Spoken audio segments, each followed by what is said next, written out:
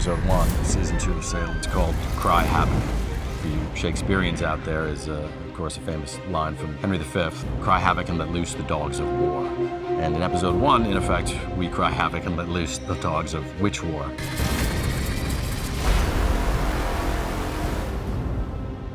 So each of our main characters is sort of hurled to the far edges of the universe in a way, and the first episode is refining where they are. Cotton is being grilled by Puritan elders who want to know, how the hell did this happen? Despite, or even because of our relentless efforts, the witches completed their dreaded grand rite. And Hale comes from a very powerful line of witches. She may have no idea who and what she really is, but her power is huge and dangerous.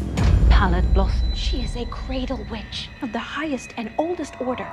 Mercy's now got the idea in her head that because she was the one who lopped off Rose's head, she should be the queen of the witches. And she will go to the elders to demand that they recognize her power.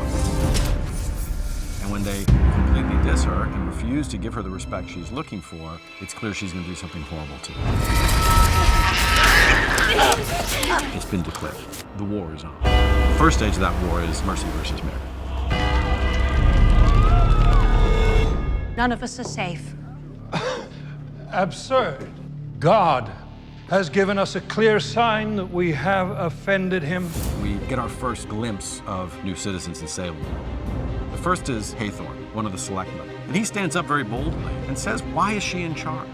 Here's another war that Mary's facing, which is the whole civil power is under direct threat. But in the midst of that meeting, we meet our another fantastic new character, Dr. Wainwright.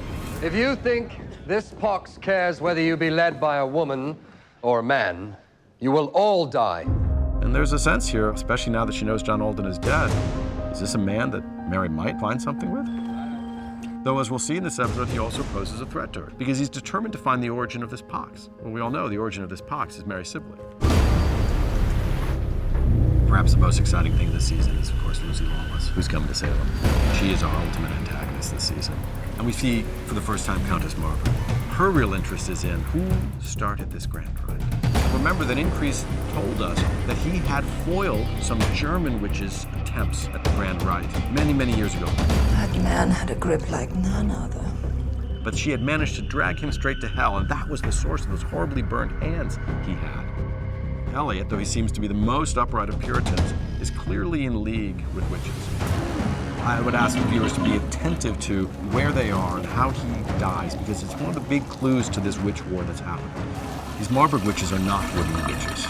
Their magic is not the same. They have similar powers, but very, very different. And that will have huge consequences throughout the rest of the season.